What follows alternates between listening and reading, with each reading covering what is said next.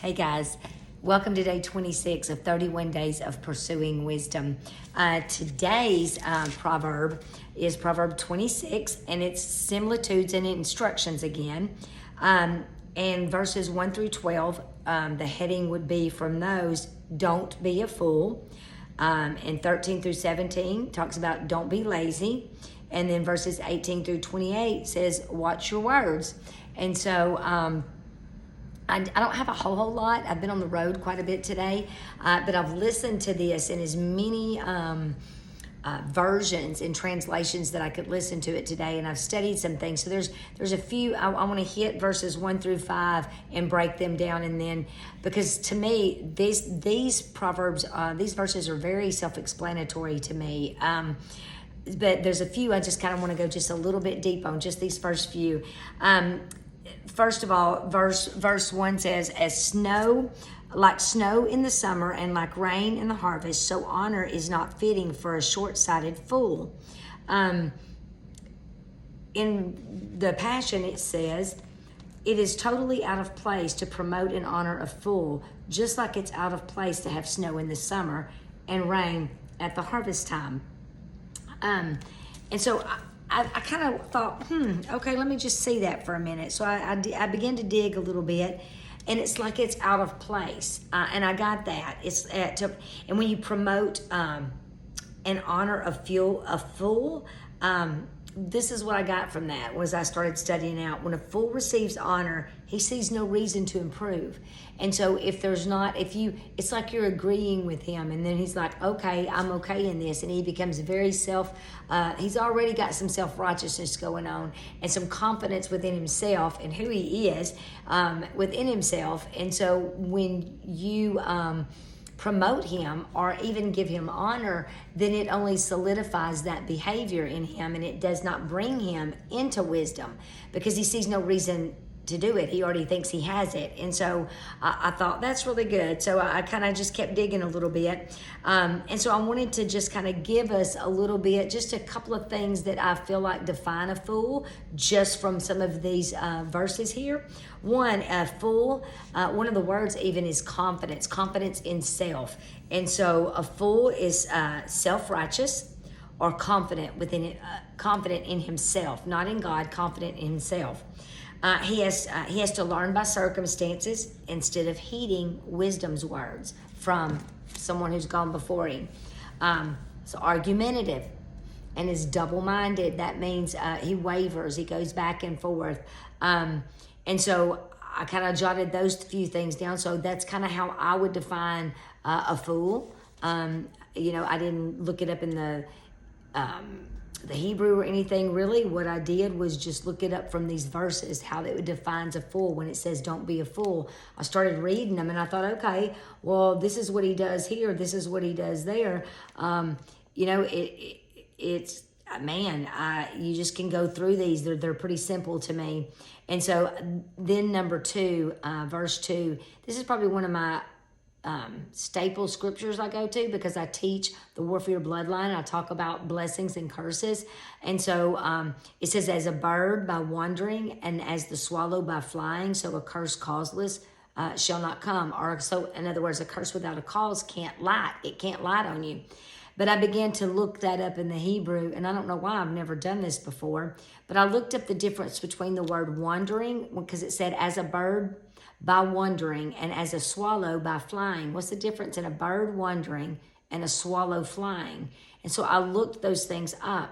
And so wandering means to waver or to nod. It means to nod, which means to waver, go back and forth like you're, doing this right here, you're nodding your head. It means to waver. And so flying means to cover with obscurity, which means it's unclear or difficult. It's a state of something being unknown.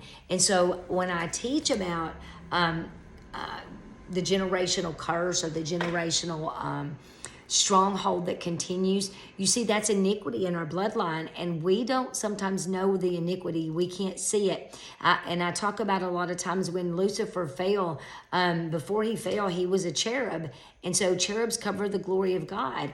And that's what God said at the gate of the Garden of Eden, so that we couldn't get to the tree of life. He didn't want us to live forever in that fallen state, in that fallen nature. And so he set cherubs there to cover the glory of that tree of life. And so we know that cherubs cover the glory. And so just because Lucifer fell didn't change his office, he just changed sides on how he covers the glory. And so he covers the glory of God from our eyes. And so that's basically what this is saying.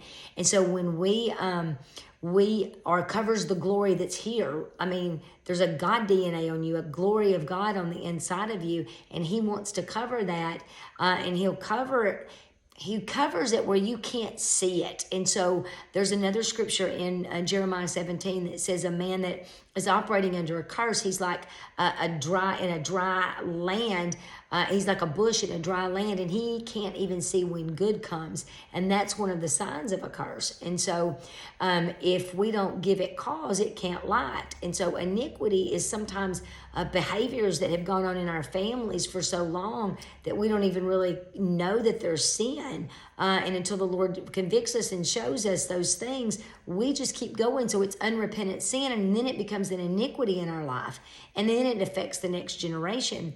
And so that's why it's saying a curse without a cause will not light. So it's the thing that's unclear to you in here, this iniquity, the breach in your spirit that makes you bend toward, or the propensity to bend toward a certain kind of sin.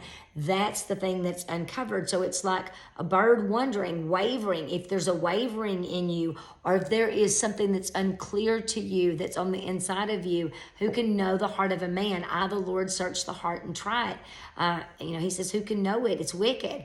And so we don't know what's in our heart. That's the unclear thing. So that's what it meant by the flying. And so we can't be... it covers us, covers with obscurity. And so, let me just say this, and this one, even if you go back, and y'all hear me say this, and I think I've said it in some of these, King David, there's a scripture where it talks about when the kings go out to war, King David stayed at home. And that's just when he sinned with Bathsheba. Because he was supposed to have been at war. He was supposed to have gone to war, but things were good, and so he sent people on ahead instead of going to war. He was going to let them go do it, and he was on top of his palace, and he's looking out, and he sees Bathsheba on top of her house bathing. And because of the iniquity in his bloodline already, he was the grandson of Rahab the harlot. And so that was that iniquity, that perversity was already in his bloodline. But if he had been where he was supposed to be, there wouldn't have been a cause, and it wouldn't have been able to light. And so sin wouldn't have happened, although he repented quickly. And so that was one reason he was the apple of God's eye. But so, those things will light.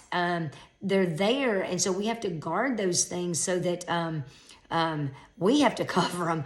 You don't eat boundaries. You can't allow the enemy to get a foothold in there. And so verse 3 says, a whip for the horse and a bridle for the donkey and a rod for the fool's back. Literally, this means a fool is not influenced by his words, but only like an animal that responds only to painful experiences. That's why I said it. A fool will not learn. He only has to learn from circumstances. He won't learn from correction, or he won't learn from words of wisdom. And so then in verse 4 and 5, it says, answer not a fool according to his folly, lest thou shalt also be like unto him. Answer a fool according to his folly, lest you be wise in his own conceit. I'm going to read both of these to you in the Passion Translation. It says, don't respond to the words of a fool with more foolish words, or you'll become as foolish as he is. Instead, if you're asked a silly question, answer it with words of wisdom, so that the fool doesn't think he's so clever. I thought, well, that's kind of cool. And so don't argue with him. In other words, answer with wisdom. That's why I said a fool is argumentative. And if you go to arguing with one, you'll end up being just as foolish as they are. My husband always tells me that I'll give you words of wisdom from Craig Milam, because he has a lot of wisdom. He would say to me a lot of times, You can't reason with that, Dayna. He said, you don't think that way. You're not ever going to think that way, and you're going to drive yourself crazy trying to figure it out or beat your head up against a wall trying to make them understand it. And so you have to recognize sometimes where people are and, take your hand off, because they're going to have to experience some things. That's the only way they're going to learn it. And so as much as we want to try as parents, as leaders, as, in anything, as an employer, those things, you want people to do well, and we can't always, it doesn't always happen because they won't always, people won't always listen. That's the self-righteousness. We all do it. It's pride, thinking that we're right. But if you continue going, let me just read a couple more and then we'll be done. It says, when you get down into the verse 10, I want to read that one to you. It says, like a reckless archer shooting arrows at random is the impatient employer who hires just any fool who comes along. Someone's going to get hurt. I love the way the Passion says that, because that's true. You can just hire somebody just because you need something done really quick, and you still have to be careful, because anyway, just like it said, somebody's going to get hurt. Then starting with verse 13, it says, don't be lazy. That's where it starts that. It says, the lazy person who is self-indulgent and relies on lame excuses says there's a line out in the road. A line's open in the square. And if, in other words, if I can't go out to work because there may be a line out there. I mean, it's like the silliest of excuses. And it says, as a door turns on its hinges, so does the lazy person on his bed. In other words, he just never gets up. It's like a hinge turning to and fro on his bed. He buries his hand in the dish. It doesn't bring it back to his mouth. He's too lazy to feed himself. In other words, he's too lazy to work to feed himself. And so then it goes on down in verse 22. It says, I think you get to, watch your words, starts at verse 18 and 19. So it talks about watching the words of your mouth and not lying, being honest. And in verse 22, it says, the words of a whisperer or a gossip, they are like dainty morsels to be greedily eaten. They go down into the innermost chambers of the body to be remembered and mused upon. And like a common clay vessel covered with silver dross, making it appear to be silver when it has no real value. And those are like burning lips, murmuring manipulative words, and a wicked heart. Now, I want to read those to you in the Passion Translation, and we're going to end with some of those, because I love the way it puts it. It says, gossip is so delicious, and how we love to swallow it. For slander is easy absorbed into the innermost being. When you listen to that, it goes into you. And when you speak it out, when you're complaining and murmuring about somebody, that is a critical spirit, and it will get on you when you're listening to that from somebody else, and it goes down into you, and it affects your innermost being. Smooth talk can hide a corrupt heart, just like a pretty glaze covers a cheap clay pot. People can talk the talk, but until you see them walk the walk, you need to just watch, look for the fruit in their life, not what comes out of their mouth, but what they do. It's their actions. Kind words can be a cover to conceal hatred of others, for hypocrisy loves to hide behind flattery. And I tell people that a lot. Have you ever had somebody just flatter you and you were like, what do you want? That's what that's meaning. And so it goes on, but I want to read verse 28 to you in the Passion. It says, hatred is the root for slander, and insecurity is the root for flattery. I'm going to read it one more time. Hatred is the root for slander. When you slander someone or you're gossiping about them, it stems from hatred in your heart. And insecurity is the root of flattery. Insecurity in who you are, insecurity of needing to be loved from them, or rejection is a root of rejection. It's insecurity.